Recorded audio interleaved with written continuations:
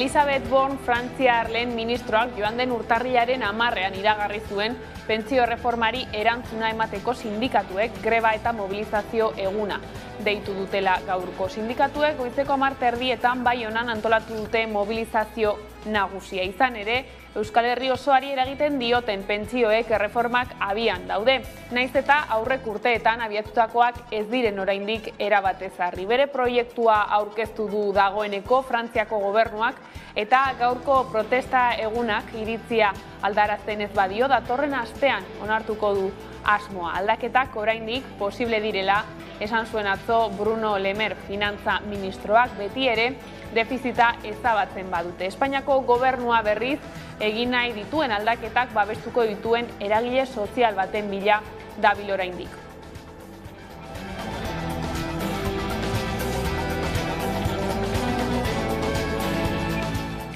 Gabon, banaketan oinarritutako pentsio sistema ez dagoela arriskuan adierazi dute sindikatuek eta ezerk ez duela justifikatzen hain erreforma bortitza. Grebak iritzia aldarazten ez badio, Parisko gobernuari urtarrilaren 23an du onartzekoa pentsio erreforma. Horregatik mobilizazio iraunkor bilakatzeko asmoa dute sindikatuek. Beharko dute 2 urte gehiago egin lan, eta ez gehiago irabazteko, 53 urte lan behar da egin, eta hori denak ezin onartuzkoa dira. Egunetan ere bai, aurrikusten alda ikusita gaurko manifaz jendetsua izan den, eta gainera ze eguraldi txarrarekin izan den, badakigu ondoko egunak eta mobilizatuak egonen garera karrikan. Zeren egun bat ez da aski izanen erreforma hori borrokatzeko. Hegoaldera begira ordea, Espainiako gobernuak agindu zion Europako batzordeari 2022 amaitu aurretik onartuko zuela bere pentsio proiektua. Epe hori betetzerik izan ez zuenez, beste bat jarri dio bere buruari Jose Luis Escriba, Espainiako gizarte segurantzako ministroak. Urtarrila amaitu aurretik lotu nahi du pentsioen erreforma. Oraindikan gutxienezko pentsioak oso baxua dira.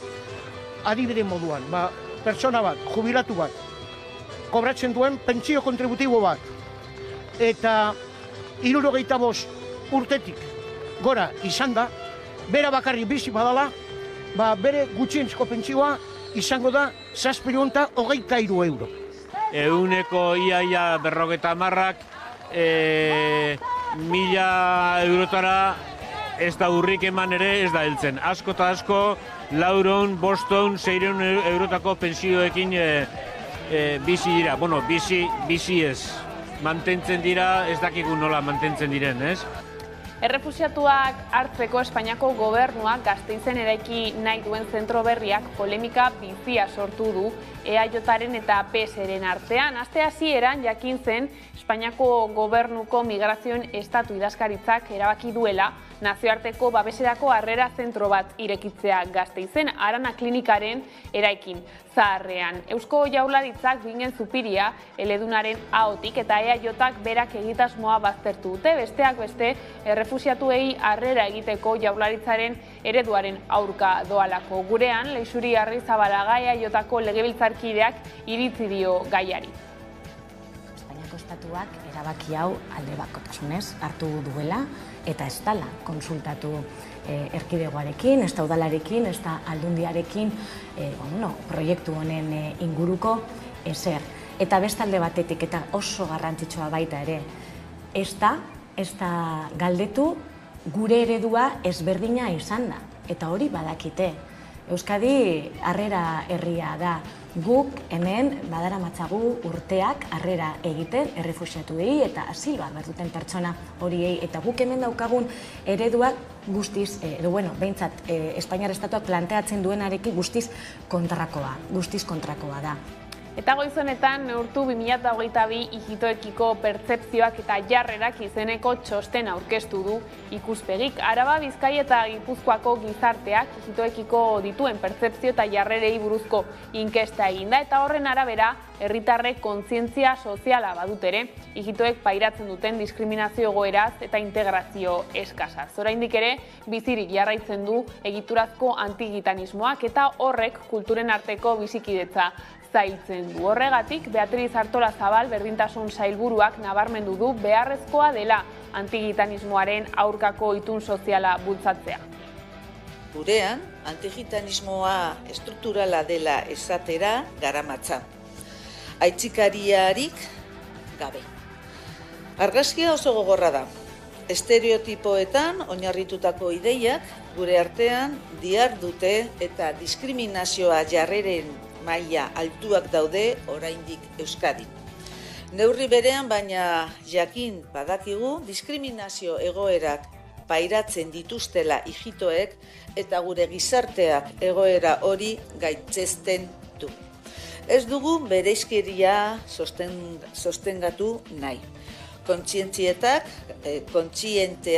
gara. Lana daukagu aurretik beraz, eta horretan dihardugu. Krisia ez da amaitu, baina konponbidean jartzeko zumea jarri dituzte. Donostia ospitaleko hainbat langileren eta Osakidetzako buruzagitzaren artean, abenduaren hasieran sortutako gatazkan jarrerak hurbildu zituzten atzo bi aldeek. Donostialdeko esi erakunde sanitario integratuko langileek Osakidetzako zuzendaritzarekin dituzten desadostasunak bideratzeko batzarra izan zen eta Osasun Sailak jakitera eman zuenaren arabera auzia konponbidean dago neurri handi batean. Ia 4 orduko bilera egin zuten goizean Donostia ospitalean bertan. Krisia bideratzeko asmoz azken hilabetean egindako bigarren bilera izan da.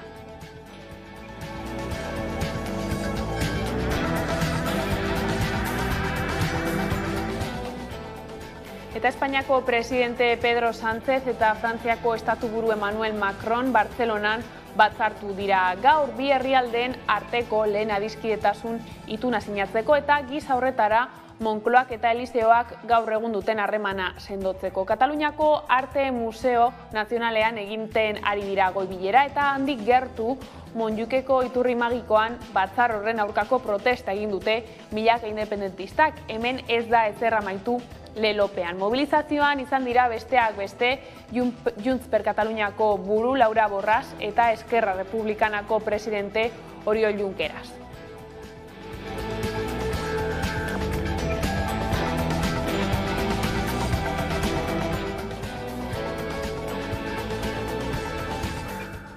Eta denboraleaz ere hitz egin beharra daukagu, izan ere elurra izan da gaurko protagonista puntu askotan. Euskal Herritar asko pozik dauden arren, lanera edo ikastetxera joan behar duten horiek ez dute berdin pentsatzen. Izan ere, eguraldiaren ondorio zenbait errepide itxi behar izan dituzte eta beste hainbatetan trafikoa mugatu dute. Uholde arriskuak bera egin du ibaien emaria zaintzen jarraituko duten arren.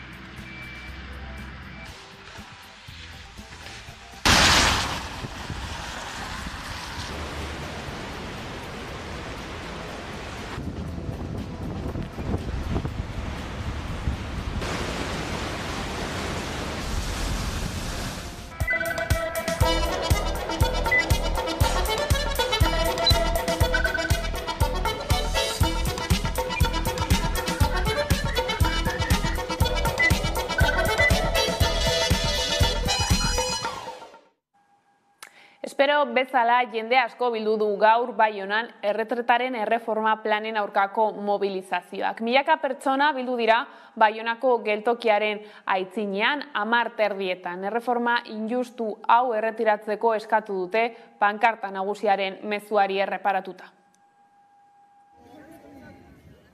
Emmanuel Macron presidentearen gobernuak aurrera eraman nahi duen pentsio erreformaren aurka egiteko milaka lagun kalera atera dira Baionan.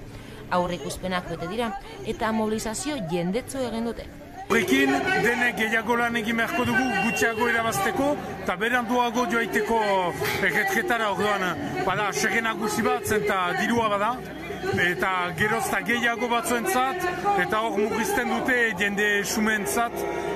Beharko dute 2 urte gehiago egin lan eta ez gehiago irabazteko, 23 urte lan behar da egin eta hori denak ezin onartuzkoa dira. Banaketan oinarritutako pentsio sistema ez dagoela arriskuan adierazi dute sindikatuek eta ezerk ez duela justifikatzen hain erreforma bortitza. Eta ez da lehenik kutsa, ez da hutsa, ez da zilo handirik, eta orduan etzen bat ere presarik. Eta sistema kinkalarrian dela, hori ere ez da realitate bat. Frantzian langileen kotizazioek ordaintzen dituzte erretiroan dauden pentsioak, bizi esperantza igo denez, oreka arriskuan dagoela dio Parisko gobernuak. Hala Elisabeth Bornele ministroaren esanetan, pentsio reformaren helburua da egungo sistema zaintzea, baina datu horiek ezeztatu dituzte askok. Eta Frantziako seguritate sozialeko defizita gutxitzen junda azken 5 urtetan, nahiz eta pandemia bat egon, horrek esan nahi du gutxiago gastatu dula edo inbertitu dula estatuak nolabait sistema hori atxikitzeko. LAB sindikatua ere batu da protestara eta eskatu du erretiro hartzeko adina 60 urtera itzultzea 37,5 urteko kotizazioarekin. Eta gutxieneko soldataren araberako pentsioa aldarrikatu du gainera. Badakigu ondoko egunak eta mobilizatuak egonen garera karrikan. Zeren egun bat ez da aski izanen erreforma hori borrokatzeko. Eragile politiko eta sozialak ere batu dira, tartean, Alda eta Euskal Herria bai. Langile klasearen eta oroak herritarren eskubideen urraketa areagotuko du eta berrimentuan enpresaria handiei eta botere ekonomiko handia duten sektoreei mesede eginez. Frantzia osoan mobilizazioak egin dituzte Bornek aurkeztu duen pentsio reforma geldiaraztea exigitzeko. Izan ere, grebak iritzia aldarazten ez badio Parisko gobernuari, urtarrilaren 23an du onartzeko asmoa. Horregatik mobilizazioa iraunkorra bilakatzeko asmoa dute sindikatuek. Eta gai berari Hego Euskal Herritik helduta, Espainiako gobernuak urtarrila amaitu aurretik lotu nahi du pentsioen erreforma. Europa mailan pentsio publikoen sistemak ahultzeko gobernuak hartzen ari diren neurriak adierazgarriak dira. Erretiro hartzeko neurriak gogortzen ari dira. Pentsioa hartzeko adina igotzen doa. Izan ere, hainbat herrialdeetan pentsio reformak abian daude eta sistema makaltzeko neurriak hartzen ari dira erakundeak. Eta horiek atzerapausoak ekarriko dituzte pentsiodun zein langileentzat. Gainera, pentsio sistema publikoa ahultzen bada, pentsio pribatuak gero eta indartsuagoak izango dira. Sektore publiko pribatutik eragiten den presioa. Hau da, ahultzen baldin badire pentsio publikoak, gero eta indartsuago izango dire pentsio pribatuen funtsak eta banketxeek edo asegurantzek proposatzen dituzten produktu horiek. Bada Euskal Herrian pentsio reformak martxan daude dagoeneko. Ipar Euskal Herrian protestek iritzia aldarazten ez badiote gobernuari datorren astean du onartzeko asmoa. Hegoaldean berriz, Madrilgo gobernuak hitza eman zion Europako batzordeari 2022 amaitu aurretik onartuko zuela bere proiektua. EPEA baina ez da bete. Baina Eskriba ministroak urtarrila amaitu aurretik lotu nahi du pentsioen erreforma. Kotizazioak handitzeko eta haien gehienezko mugak kentzeko ados dira gobernuko bi alderdiak eta sindikatuak, baina ez ordea pentsioa kalkulatzeko kotizazio aldiari buruz. Hain justu 5 urte bete berri ditu borrokan Euskal Herriko pentsiodunen mugimenduak. Astelehenean ospatu zuten urteurrena pentsiodunak borrokan jarraitzeko indarrez bete zituena.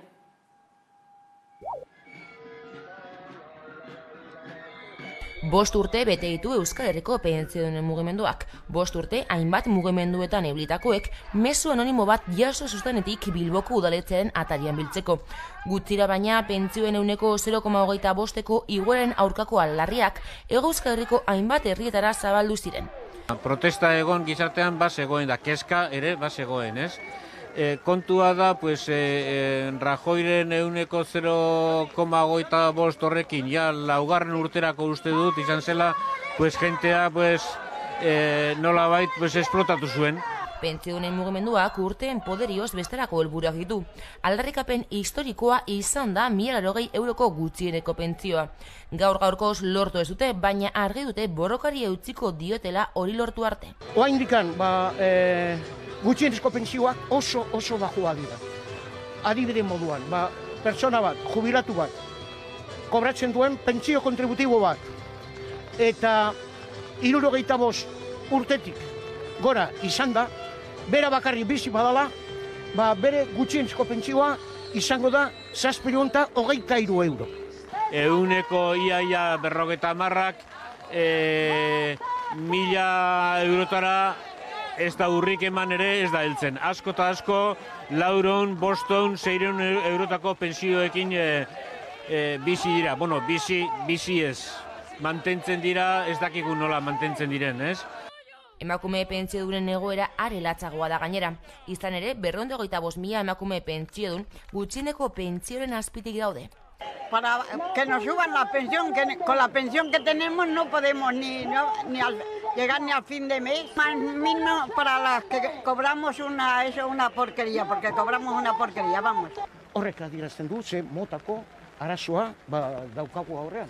Borrokari eusteko, baina ospatzeko ere eguna da 5. urteurrena. Izan ere lorpenak izan dituzte, tartean 2013ko PPren erreforma indargabetzea. Lortu ditugu gauza batzuk. Eta behar bada interesgarria izango da, aurten izango dugun igoera, pentsión igoera. Hego Euskal Herrian 645.000 pentsiodun daude, biztanleriaren 22,6 dira. Eta indartuta dago mugimendua, gero eta gehiago dira gainera, eta urratzak ematen ari dira. Hori bai, zapi gorria soinean kalean jarraituko dutela argi dute. Pentsioetan justizia lortzeko jarraitu beharra, baino besterik izateko, jarraitu behar dugu. Estamos aquí todos los lunes y lo que haga falta, sí, hasta la muerte, hasta la muerte.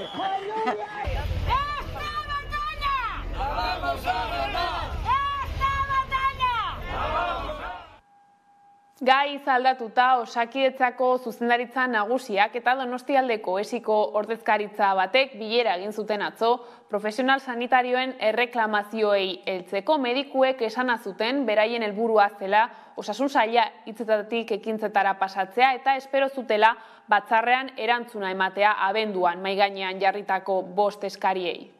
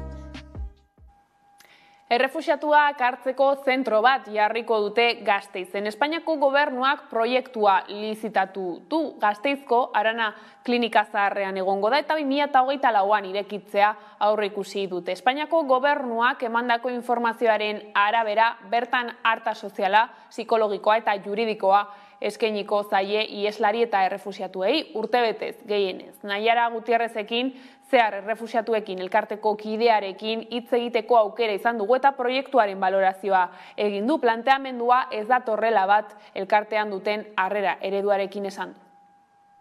Momentuz gaiaren inguruan daukagun informazioa nahiko eskasa da, baina printzipioz planteatu dena ez dator bat zeharretik planteatzen dugun harrera ereduarekin.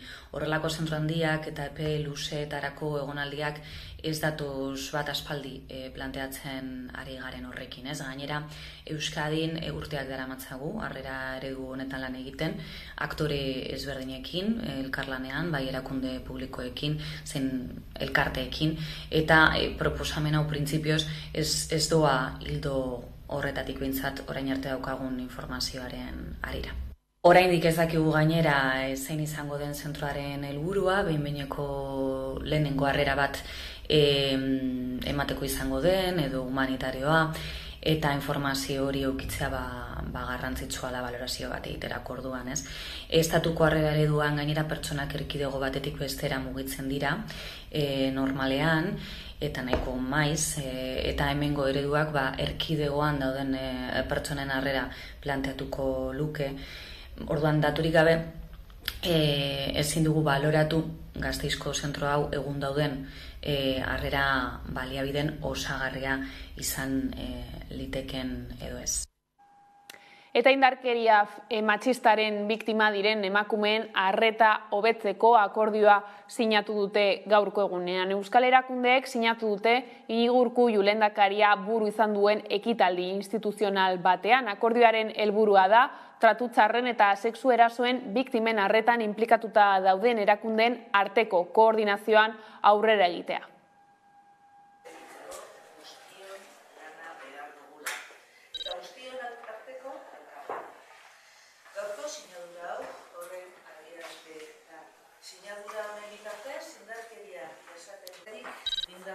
Guztiaren gainean, dakizuenez, indarkeria matxistaren biktima diren emakumeen arreta hobetzeko erakundeen arteko akordioa 2001 sinatu zen. Eta helburu bakoitzerako behar diren tresnekin garatuko den esparru akordioa da.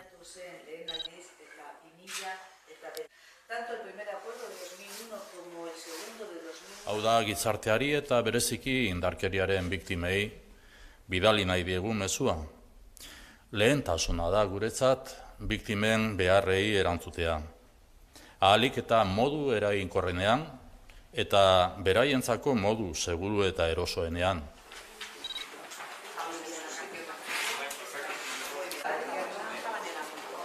Gaur esan nahi diegu jasoko duten arreta hobetzeko etengabeko ahaleginean gaudela. Hemen, ordezkaturik gauden erakunde guztion aldetik, gure konpromisoa eta implikazioa adierazi nahi diegu.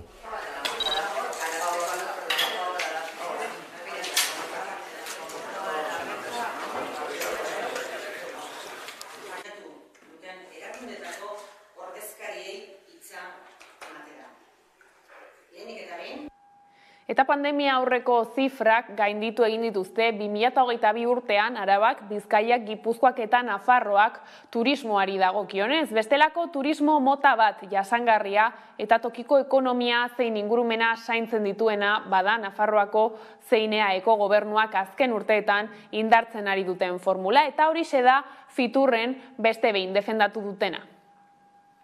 Nosotros sí hemos tenido unos buenos datos en el año 2022, superando datos pandemia. La oferta turística es una oferta de sostenibilidad que va muy en coherencia con las políticas que Navarra está haciendo en movilidad sostenible, en apuesta por energías renovables y desde luego que las expectativas para el año 2023 pues también son buenas. Bueno, yo quiero primero felicitar al gobierno, al sector turístico en Navarra, primero por su resistencia. No han sido años fáciles, pero como digo, de todas las crisis hay oportunidades que hemos sabido aprovechar y hoy llegamos a 2023 con unos datos de cierre del año 22 estupendos, como decía, extraordinarios en el conjunto de España y particularmente en Navarra, que ha superado efectivamente los niveles prepandemia. Eso pone de manifiesto que se han hecho bien las cosas. Turismo jasangarria bai, baina gastronomia ere bada hegoaldeko indargune garrantzitsu bat. Ikus dezagun.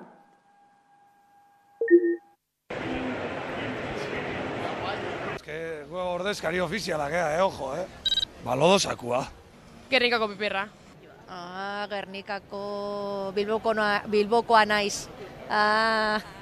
Lodosako pikilloa. Ni egia esan biak gustoko ditut, baina Gernikako piperra... Pikilloak. Bakailua, bai. Igual, Sagardoteiko bakailaua. Nik ajuarrieroa. Bakailua. Sagardotekiko bakaloia. Un ajuarriero cuesta hacerlo y es un ajuarriero, un bacalao, un ajuarriero es maravilloso. Y me gusta, la sidrería, me gusta el bacalao frito, me encanta. Pero yo me quedo con el ajuarriero, es que es un plato fantástico el ajuarriero.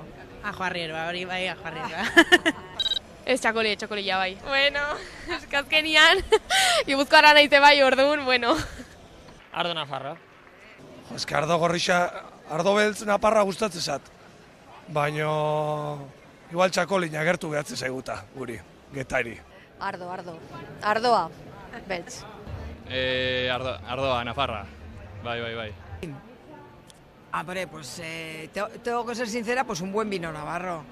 Chacolí está muy bien y es muy rico, pero un buen vino navarro, un rosadito de Tierras de Iranzu, un rosado ecológico de Aroa, de Lezaun, de Tanden.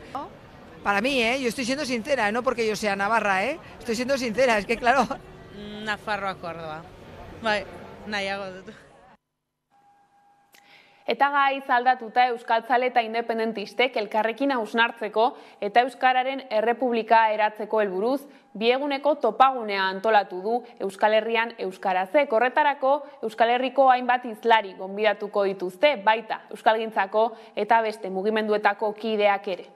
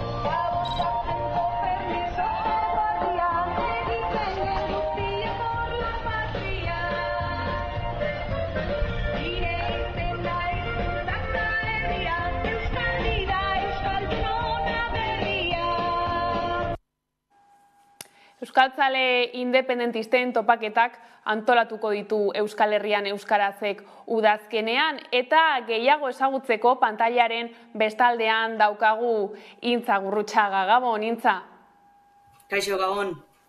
Bueno, esan bezala Euskaltzale independentisten topaketen lehenengo edizioa antolatu duzue udazkenerako. Zein helbururekin? Bueno, asmoa da euskaltzaleak eta independentistak elkartuko dituen topaketa batzuk sortzea, non pentsatuko duten euskalgintzako egoeraren inguruan, eta horixe da pixka bat asmoa. Euskal Herriko hizlariak izango dira, bai euskalgintzakoak eta baita beste mugimendu batzutan dabiltzan kideak ere, eta elkarren ondoan eseri, elkarri entzun, elkar elikatu eta indarrak bateratzea izango da helburua. Abenduan ere Durangon manifestazioa egin zenuten, hizkuntza politiketan jauzi bat eskatu zenuten, egun horretako zer nolako balorazioa egiten duzue? Bai, hori 2021ko abenduan izan zen, beraz pixka bat ja urrun geratzen zaigu, baina balorazioa positiboa izan zen. Hain justu pandemia garaian aldaketa batzuk egon dira Euskal Herrian euskarazen, bai oinarri ideologikoa eta baita antolakuntza eredua ere berritu genituen, eta hor etorkizuneko apustu estrategiko nagusia zehaztu genuen, Euskararen Errepublika aldarrikatzea hain justu, eta Durangon horixe aldarrikatu genuen. Gai anitz ere jorratuko dituzue datozen topaketetan, zeintzuk dira ekarpenak eta zeintzuk dira baita ere eskakizunak? Bai, guk mahai gainean galdera desberdinak planteatuko ditugu, beraz topaketa horietatik ekarpen desberdinak jasotzea izango da asmoa. Alde batetik hausnartuko dugu euskalgintzatik independentziaren prozesuari zein ekarpen egin behar zaizkion zehaztea, gaur egun euskalgintzan ditugun ahuleziak eta indarguneak zehaztea, eta baita ere intersekzionalitatearen ikuspegitik mugimendu desberdinetan dabiltzanekin hitz egin eta elkarrekin zein aurrera pauso eman ditzakegun adostea. Esan genezake orduan Euskararen Errepublikaren bidean urratsak egin direla azken urteotan? Bueno, hori gaur egun inpas egoera batean gaude, Euskararen erabilera estankatuta dago eta ezagutzaren bilakaera oso motela da. Beraz, hor estrategia berri batzuk garatu eta martxan jarri beharko dira.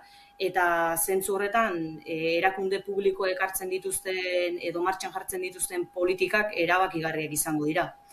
Gero baita ere ikusten ari gara oldarraldi judizialen garaian gaudela, epaitegietatik euskararen aurkako epaiak datoz, Orkoienen, Iruren, Barakaldon, adibide ugari ditugu, eta ikusten ari gara horiei erantzutea beharrezkoa dela. Ze bai Espainiako eta bai Frantziako estatuak hizkuntza politika egiten ari dira eta ezin du horrek erantzunik gabe geratu. Hala ere, ikuspegi positiboa ere badugu, herri mugimenduetatik ikusten ari gara berraktibazio bat, bai azterketak euskaraz, pantailak euskaraz, gazte euskaltzaleen sarea. Beraz, ikusten dugu gogoa badagoela eta etorkizunari begira nondik heldua ere badugula. Lehen komunitatearen bilkura irekia egingo duzue larun batean Senperen, zeintzuk izango dira hurrengo urratsak? Bai, lehen aipatu bezala, planteamendu berri honekin, hau izango da lehenengo komunitateko bilkura, orain arte herrika, herrialdeka edo lurraldeka antolatzen ziren taldetan funtzionatzen zuen Euskal Herrian euskarazek, eredu tradizionalago batekin, eta gaur egun nazio lantaldeetan funtzionatzen dugu. Eta lantalde horien helburua izango da momentuko beharrei erantzutea, baita ere barne prozesu horretan finkatu ziren lan ildoei ahalik eta ondoen erantzutea, eta Euskararen alderria plazaratzea, eta Euskararen errepublika eraikitzeko prozesu horretan ahalik eta herritar gehienen atxikimendua lortzea.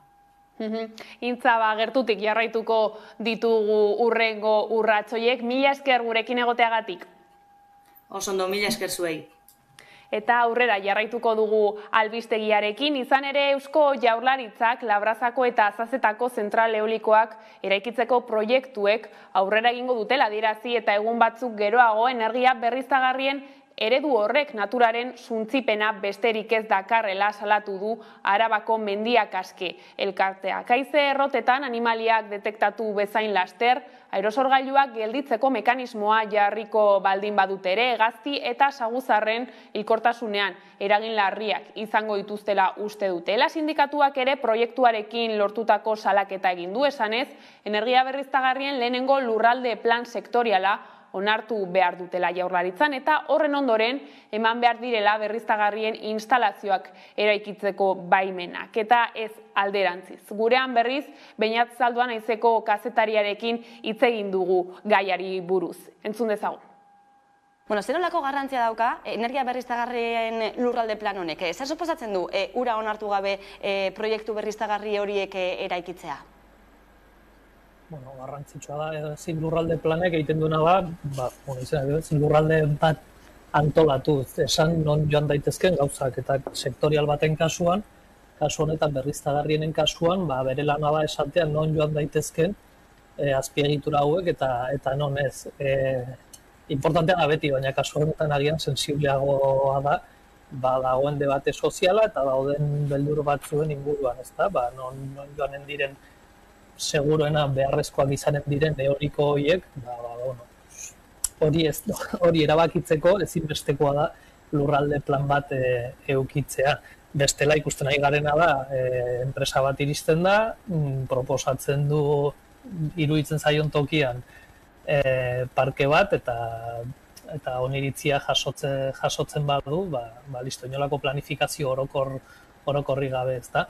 Gainea kontutan hartu behar dugu oraintxe bertan berriztagarrien boom batean gaudela, alde batetik krisi klimatikoaren kontrako planek, baina are gehiago azken urte terdiko krisi energetikoak presio nola egin dire, materia fosilak gero eta gutxiak gero eta eskasagoak dira eta gero eta garestiagoak, orduan mundu guztia, industrian eta ekonomia eta gobernuetan akordatu da berriztagarriekin, nolabait esateko.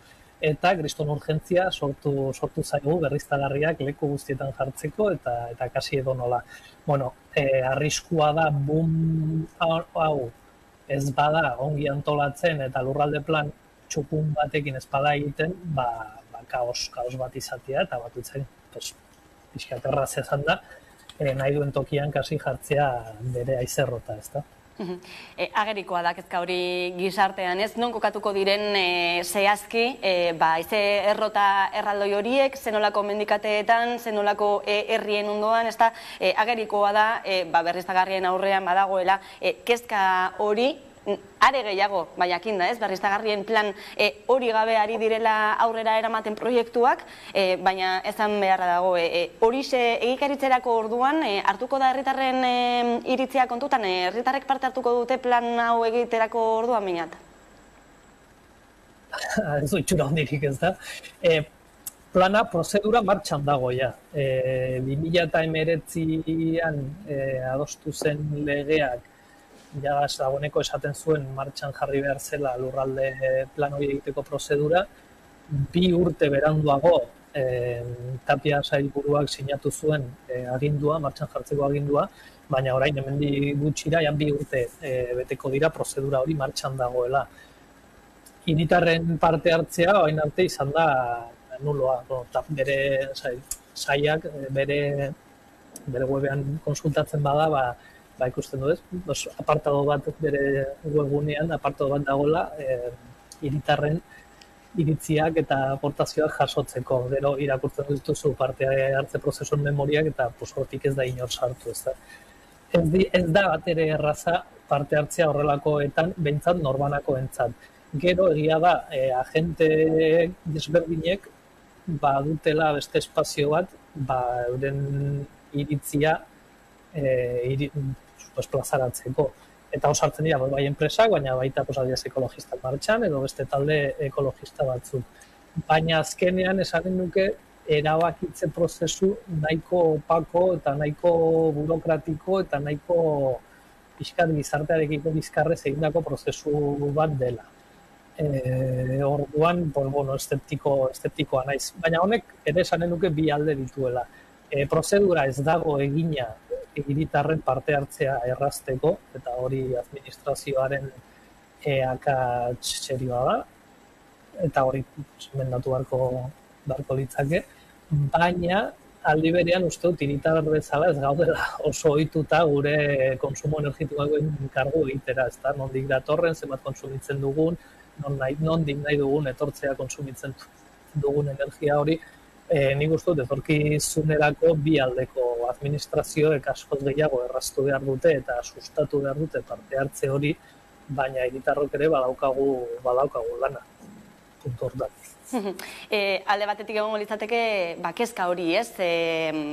Non kokatuko diren, zenolako ingurumen inpaktuak izango dituzten horrelako proiektu handiek geroz eta gehiago ikusiko ditugunak eta geroz eta gehiago etorriko direnak, baina baita ere ereduarekin, zenolako eredua dagoen mahai gainean, eta ez da kasualitatea Tapia andereak edo Tapia sailburuak iragarritako bi parke eoliko hauek nork ezarriko dituen, ez? Zuzen ere Iberdrolaren esku dagoen Aizendar konpainia berriro ere eredu publiko-pribatu hori indartzen. Bai, hala da. Honek prebia behar du, eta Euskal Herrian, bai Nafarroan bai EAen gertatu den historia oso triste bat da berriztagarriekin gertatu dena. 80ko hamarkadako amaieran eta gehien bat 80ko hamarkadan, bai EHN Nafarroan, bai Eolikas de Euskadi, bai Gamesa baina aintzindariak izan ziren, baina ez bakarrik estatu mailan, Europan eta inkluso munduan. Nafarroako EHN-ek, Energia Hidraulika de Navarra publikoak, 2000 urtetan gutxian, Financial Timesek emandako enpresa berriztagarri, munduko enpresa berriztagarri onenaren saria jaso zuen. Ez pentsa non geuden den. 2000 urtetako hasierako olatu pribatizatzaileak egin zuen EHN-eren kasuan akzionak erostea, Gamesa handiago batek erosi zuen, Siemensek, eta EAen, Eolikas de Euskadi, sortua zela erdia Euskadiko energia erakundearena eta erdia Iberdrolarena, Gasteizko gobernuak bere partea erosi saldu zion Iberdrolari, beraz, orain dena da Iberdrolarena. Aizendarrena ikusten dugunean, oso erraza da Eolikas de Euskadirekin akordatzea, ez da, eta orduan nik uste gaur egun ez dago publikotik horrelako parkeak martxan jartzeko beharraina indar eta ezagutza esanen nuke, baina garrantzitsua da ere azken urtetako eskema publiko-pribatu hau gainditzea. Alegia, beharrezkoak izanen dira ziurrena enpresa pribatuekin akordioak eta elkarlanak, hori horrela da, eta realista izan behar gara horretan, eskatzea egunean berriztagarri publikoak nahiko komplikatu da bentsi bertan. Baina saiestu behar dena da, errentagarriak direnean, instalazio azpiegitura horiek errentagarriak direnean, erakunde publikoek eskuak garbitu, pribatuei eta azpiegitura horiek saltzea eta guko egitea batetik diru askori, errentagarriak direlako, eta bestetik ere bat. Eta azkenean, azpiegitura estrategikoak dira, azkenean ikusi dugun bezala, eta ez dira geratu interes publikoa oso aztuta duten enpresa pribatuen esku.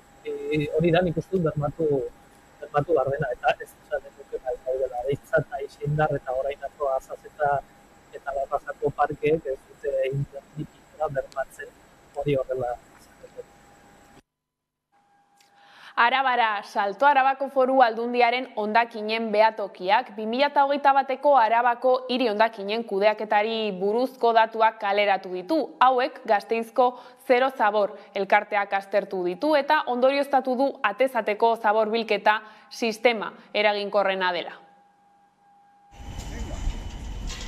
Arabako Foru Aldundiak Arabako hiri hondakinen kudeaketari buruzko datuak argitaratu ditu eta Gasteizko Zero Zabor elkarteak aztertu ditu. Elkarteak atera duen ondorio nagusiena da etxeko hiri hondakinak atezateko sistemaren bidez biltzea sistema onena dela. Araban, Kripan eta Eltziego dira sistema hori erabiltzen duten bakarrak, eta aurreikusita dago Burgelun ezartzea. Izan ere, Kripanek bakarrik lortu du 2025erako zaborra berrerabiltzeko eta birziklatzeko ezarrita dauden helburuak. Txostenak berretzi du azken urteotan izan dugun egoera, hondakin nahaziak gutxitu dira eta gaikako bilketak gora egin du. Datuak aintzat hartuta Gasteizko Zero Zabor elkarteak ondorioztatu du udalerriek eta kuadrilek berrikusi beharko dituztela hiri hondakinak prebenitzeko eta kudeatzeko planaren neurriak. Gainera adierazi duenez hainbat gabezia sumatu ditu. Horien artean nabarmentzen du Araban azken 13 urteotan 7,5 baino ez da murriztu biztanleko hondakinen sorrera. Gauza korrela aurreikusten du 2025erako nekez lortuko duela hondakinen 7,55 birziklatzea eta berrerabiltzea. Gai aldatuta Leixuri Arrizabalaga Jaiotako legebiltzarkidea elkarrizketatu dugu gaurkoan Hamaika Telebistan. Pentsioen erreforma izan du hizpide eta nabarmendu du ez dutela horren inguruko eskumenik, gehitu du hemengo pentsionisten forma, modua eta lekua ez dela beti egokiena izan. Euskal Herriko pentsionisten mugimenduak Euskadin jarri duelako pentsioen fokua Madrilen jarri beharrean. Neurrizkoa dela iruditzea, ez da neurrizkoa dela ala ez iruditzea. Kompetentzia non dagoen edo fokoa zentratzea guk gureko neuke, egia da, kompetentzia hori guretzat hemen Euskadin izatea, eta guk lantzea sindikatuekin, eta bertan zerbait esateko daukaten eragile guztiekin, pentsio horiek zehaztea. Pentsioak duinak izan behar dira, bai?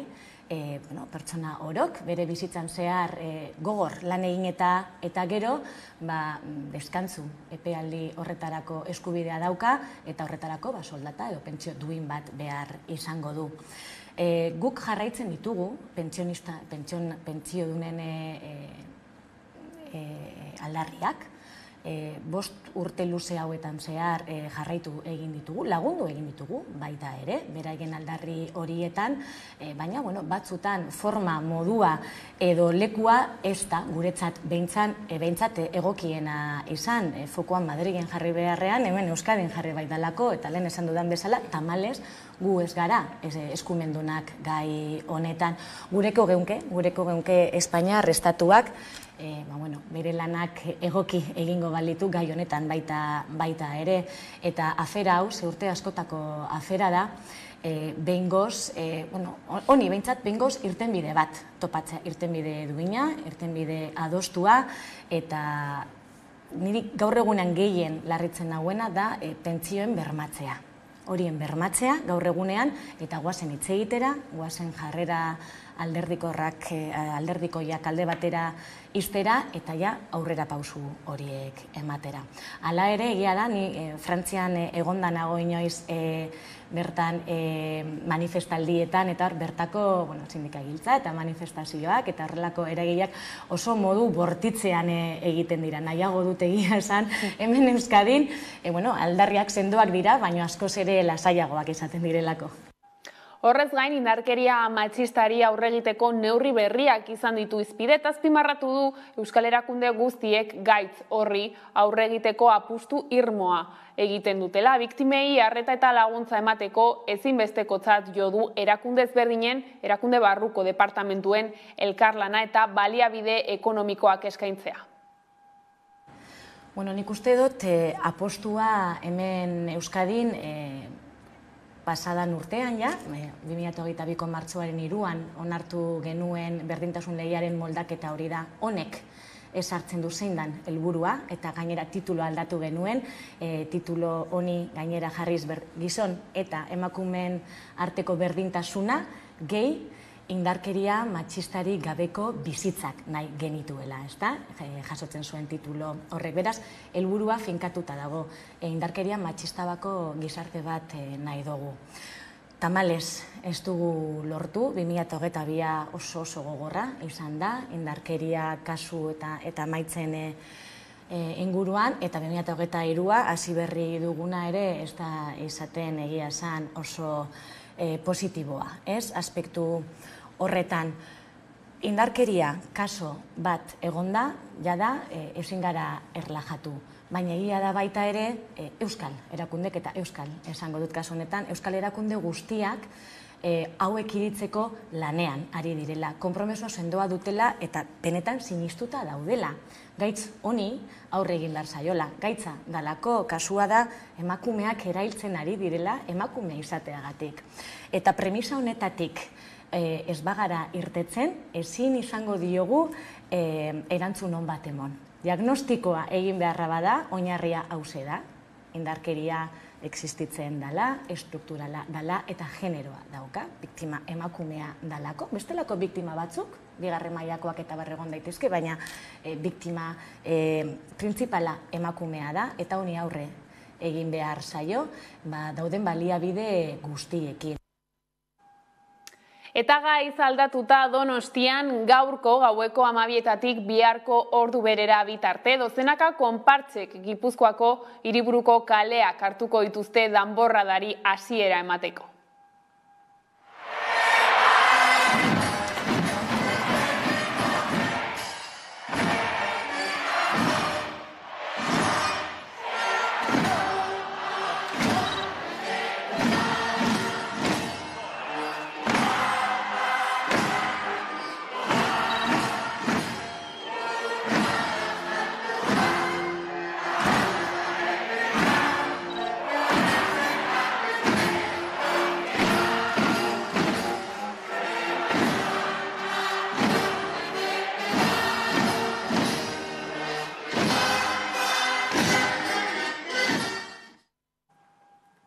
Eta kulturarloan Sara Zurza kantautore euskaldunak hemen berriro kanta eta bideoklipa plazaratu ditu. Izan ere, disko berriaren aurkezpenerako gutxi falta den garaiotan, abeslari donostiarrak gaur egun bitarteko bere abestirik dantzagarriena eman du ezagutzera.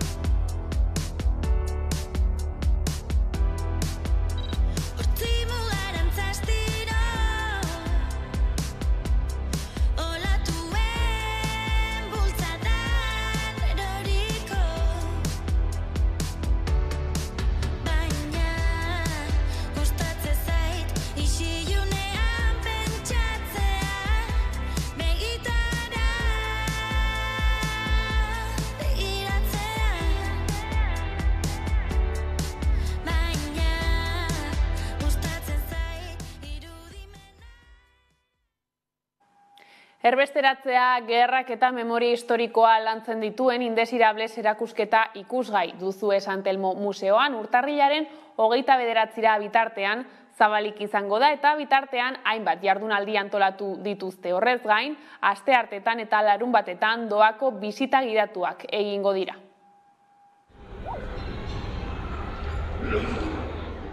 Hogeigarren mendeko milaka eta milaka errepresaliatuk pairatu behar izan zuten errealitate gordinaren inguruan gehiago jakin nahi baduzue, gerturatu San Telmo Museora, bertan Indesirables erakusketa ikusi ahal izango duzue disiplina anitzeko 16 artisten obrekin. Indesirables berez da hitz bat, goberno frantsesak erabilizuna 1918, gero nazi garaian ebai, hor pixka kontrolatzeko bertan zeon jende politikoki arriskutsuek ikustezinak eta hola, eta beste hainbat isturi zeuzkebenak. Komisaria da erakusketa honen Pidasolas, eta beak esateu, Indesirables hitz hori gaur egunin edala oso erabilgarria ez. Ze gaur egunin hainbat indeseable dauzkau berriz egizartien. Eta bat aizpadie hainbat gatazkatatik eta bat aizbat gerra gatazkatatik iesi datorren jende hori ez. Europan hola ikusik daudenak. Ze ikusileik hemen lanak, bat aizpada arte garaikidie. Gero lan hauekin batea baite daude gero dokumentu batzuk, bai dila planuek, marrazkisik eta hola.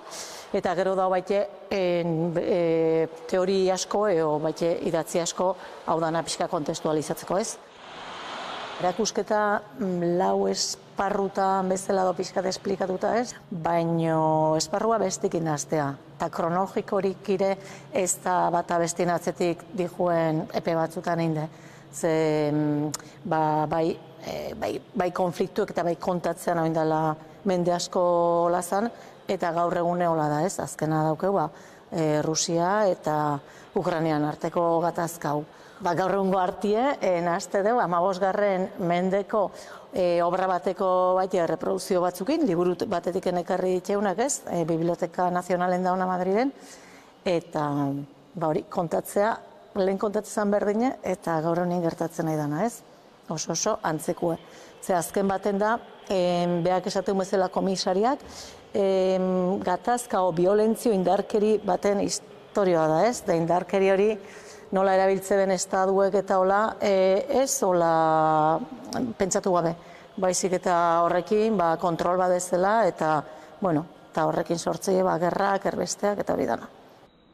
Dokumentazio honetan esan detena, marrazki hauetan da, batzue die goian oso ezaune dana Desastres de la Guerra o bilduma San Telmoko indala gutxi erosi duna, 5. argitalpen bat, eta gero Zurikeko artxibo baten dauden Gurseko esparruen eontzin presuek eindeko hainbat eta hainbat marrazki oso gorradinak eta 80 bat ekarri diteunak oso bilduma hunkigarrixe da eta oso berezi zedie.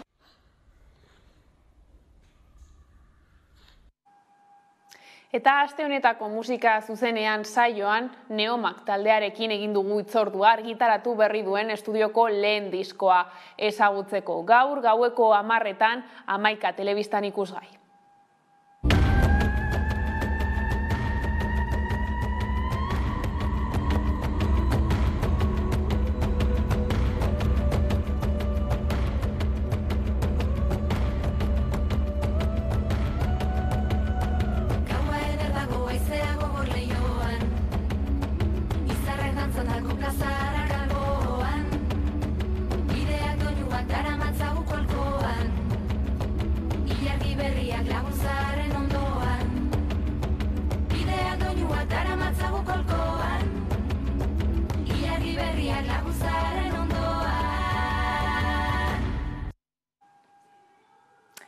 Eta denboraleari erreparatuko diogu orain, izan ere Araban asteartean larrialdi plan guztiak martxan jarri ziren elurragatik. Hainbat mendate itxi zituzten, aurreikusita zegoena baino lehenago ailegatu baitzen elurra lurraldera.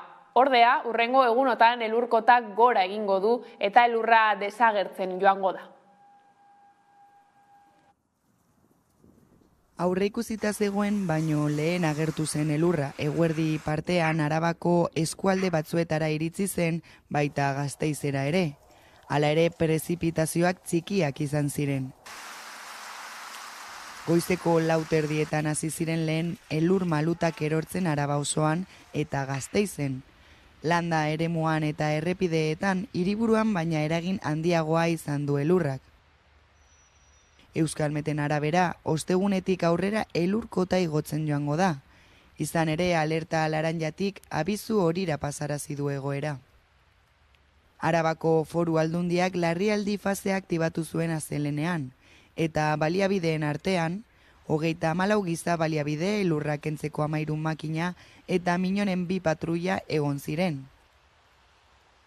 Orain arreta jarrita dago urtegietan eta ibaietan, uholdeak zor daitezke lurraren desegiteagatik eta prezipitazioengatik. Hala ere, Arabako urtegiek gutxienekoetan hasi zuten 2023a, eta erakundeek espero dute arazorik ez izatea.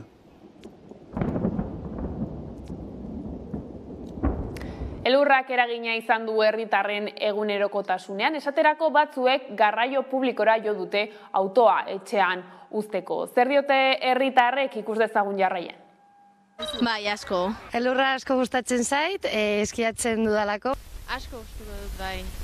Hori egiten duenean, pixka bat, triste zaude baino, elurra egiten duenean, posik zaude, ez dakit. Dena oso poitxa dago, ez dakit. Askoz divertirgarriagoa da. Bai, unibertsitatera etortzen naiz, 3 urte daramat etortzen, eta urte hori ikusten hemen elurra, eta asko gustatzen zait. Bai, superpolita da. Hombre, bolaren bat dago handik, baina ez dakit. Elur gehiago egiten badu, agian elur muñeko bat egingo dugu, baina oraindik ez. Oraindik bakarrik bolasko peleak. Oinez, zere nik bizikletaz joaten naiz, eta orain ezin da bizikletaz joan. Normalean oinez juten naiz, Gasteiz txikia da eta leku guztietara oinez joan zaitezke. Gure autobusa ondo iritsi da, 9:00 eta 4:00 atera da, eta ez dugu arazorik izan. Ez ere, bizikletaz joateko edo arazoak, goizetan egoten dela bidegorria pixka bat elurtuta eta, baina bestela ondo. Lanera etortzeko arazoak izan ditut kotxearekin, baina, elurra. Edo oinez ere bai. Baina... Elurra bera, bakarrik bera. Ez me caído 2 veces. Erorira. Bitan. Erorizara? Bai. Gasteiz gustatzen zait. Ez dut uste. Agian bai, baina ez dakit. Baina eguraldi ona, agian Sevilla edo Cádiz, eguraldi horiek. Hombre, agian eguzki gehiago egiten duen hiri batera, baina ni hemen ondo nago. Gustatzen zait. Eta albistegiarekin amaitzeko elurrak utzi dizkigun irudiak ikusiko ditugu jarraian. Eta horrela iritsi gara albistegiaren bukaerara. Gustatuko zaizuelakoan besterik ez gure aldetik. Horiek izan dira gaueko albistegiak gurean gaur utzi dituena. Gogoratu guztiak eta gehiago nahi duzuen aldiro 11.eus atarian daudela eskuragarri. Ongi izan eta astelehenera arte.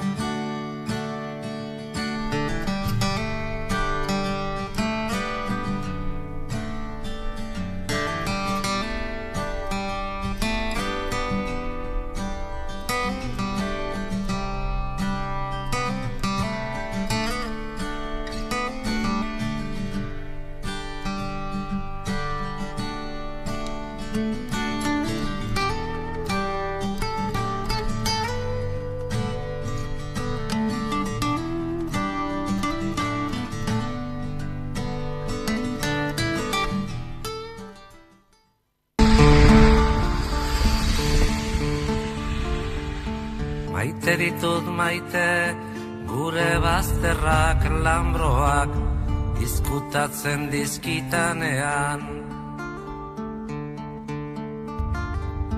Maite ditut maite, gure bazterrak lambroak izkutatzen dizkitanean. zer izkutatzen duen, ez ditanean ikusten uzten. Orduan azten bainaiz, izkutukoa, nere baitan pizten diren bazter miresgarriak ikusten.